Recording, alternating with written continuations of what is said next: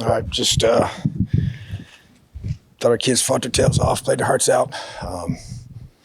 Obviously got some guys out, but other guys stepped up. Just didn't finish. Had a chance in the fourth quarter and go against the fourth-ranked team in the country. And, really good football team, and you get the chance to be able to be in the fourth quarter to go find a way to win, and we didn't finish. So that's highly disappointing. But obviously, offensively, not scoring any points in the second half is just 2 weeks in a row of that, and it's got to change. It's got to change. Questions? Tom, I guess in particular, fourth quarters, I think it's -7 total yards in the last 2 fourth quarters for that offense, and I think 15 sacks in the last 3 games. What's not working in your view in terms of, in particular, just being able to block things up that gets you in rhythm and in positive sort of yardage situation? Yeah, I mean, you can see the opposite from the first half to the second half, the ability to move the football today, and then obviously in the second half not to be able to. So, obviously starts up front, got to protect, not getting the job done there, and got to look at that really hard. Coach, obviously when you have the struggles you do on offense, it's a collective effort. It's not one guy, but any discussions on the sideline of maybe just trying somebody else at quarterback to see if it might provide a spark on one of those series there, just to see if a change-up might just. Well, we'll look at everything, as we go through and evaluate where we're at and what we got to do to be able to have a strong finish to our season. So we got 6 big games left, and the halfway point right now, and obviously right now not playing the kind of football in the second half we have to play. So not protecting the quarterback, not being consistent up front, it's not getting the job done. So yeah, we'll look at everything, whatever position, evaluate. Everybody's got to be held accountable for their play and the way they're performing, both as coaches and players.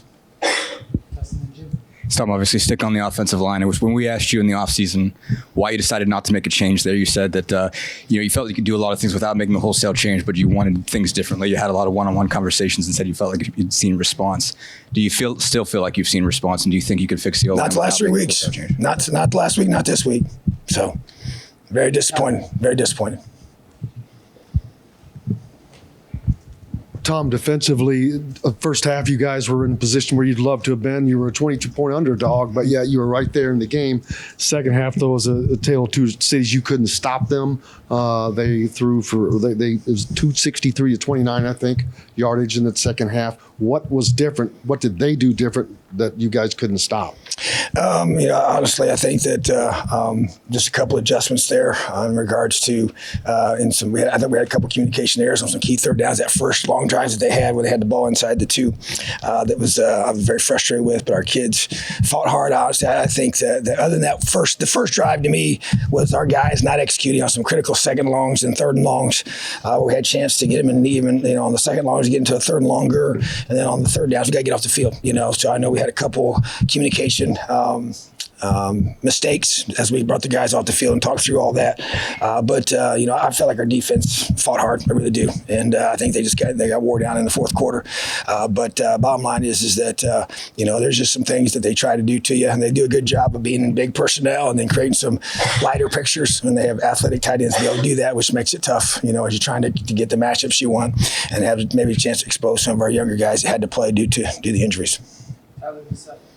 Coach, with 3 losses in a row and you still have some tough matchups the rest of the season, is there anything you guys can do, I guess, to kind of reset yourself mentally to keep that morale high? I mean, more meetings, like what I guess could go into just trying to reset yourself, what you're looking for the rest of the season. Yeah, and that's what we'll do, and a variety of ways to do that. And it's not an easy task without question, but the bottom line is that, as I told our players a few minutes ago, there's a lot of football ahead of us. We got a lot of great opportunities, on our schedule. Every single week's a big opportunity for us, and we take it one at a time. And obviously, yes, our guys' mindset's critical, but it is every time you play in this league, you're going to have your ups and downs, and you got to find a way to fight through them. And I think this team has learned how to do that, but at the same time, we got to finish because it's all about finishing.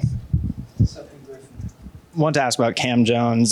Just first off, when did his injury pop up, and I guess what's his status? How much did his absence kind of impact the defense today, and how do you feel Bradley stepped up in his place?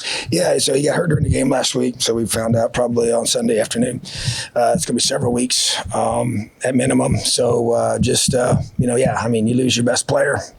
He's not just our leader of our team. He's the leader of our defense. He's playing at a high level. I would consider him playing at an All-American level.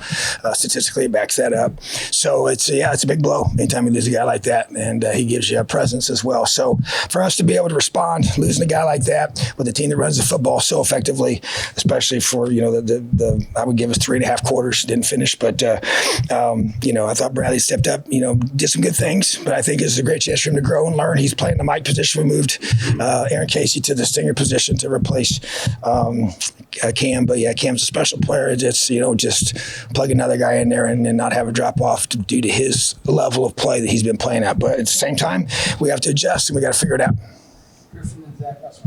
Coach, I'm curious about just kind of halftime adjustments and what exactly goes down in the locker room at that halftime where it just comes into a second half where there's little to no offensive momentum when the first half looked pretty strong and they just eliminated one thing.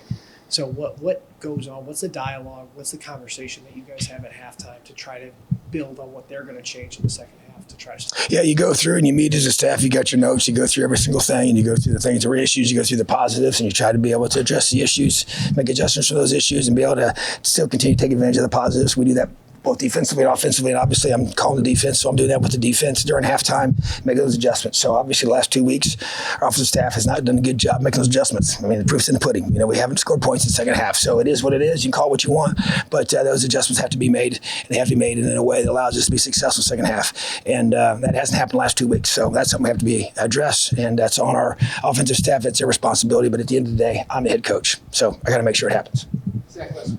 Kind of offbeat, and as much as you're willing to share with what happened with Mike, I know obviously you're still close to them. Guys on the staff. I failed to say that, and I'm sorry, I should have. And just prayers for Mike Hart. I don't know the situation.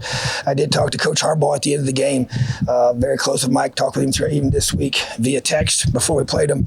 But it sounds like he's going to be okay. But obviously a concern when he went down. So hearts out. Our hearts are for him, are heavy, and his family. So prayers for them, thoughts for them. So we're praying that he's going to have a full recovery. Appreciate you asking. Thank you. Have a good day, Elio.